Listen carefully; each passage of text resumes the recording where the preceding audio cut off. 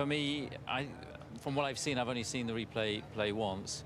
Turn 1 I could live with. Have another look. I think turn 2 was hard, racing between two hard races. The bit that for me felt a bit over the top was turn 3, but you can see it's all getting a bit close and comfortable there. That is okay so far, and I think actually there's a contact there. You see, George is trying to leave him enough space, but it's a very tight corner. That's where I think the damage to the side pod was done. Yeah. For me, it was what happened at the next corner that I think George just runs him too far into the wall there. So, yeah, unfortunately, the result of it was we ended up with quite a lot of damage, bodywork damage, a big hole in the side pod, and that cost him quite a bit of performance.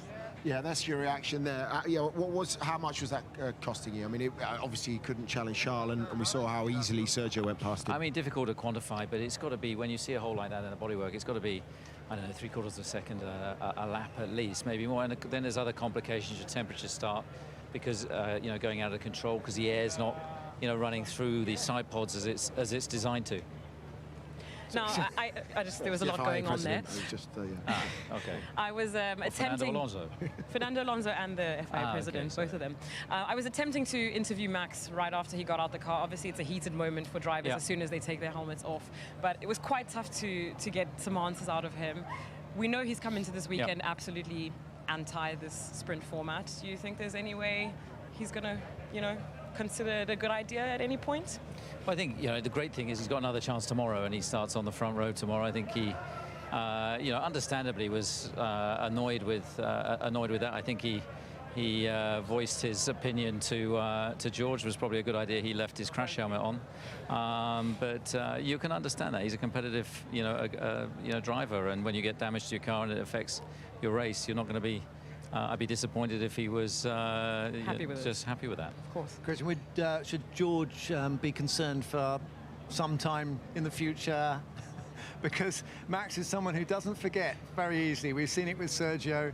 He tends to... he's like an elephant. He'll remember that. He'll bank that for a while. So... So yeah, and he did a great job at the restart.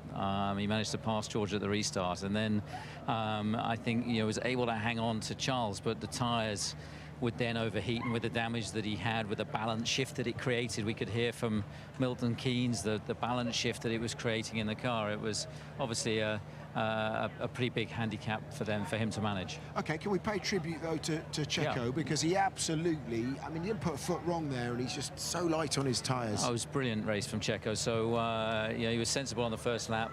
He wanted to be there in that first DRS zone because, again, I think he wanted to get the job done quickly, so then he could focus on managing the tyre, and he made that happen. He had a blinding middle sector on that second lap.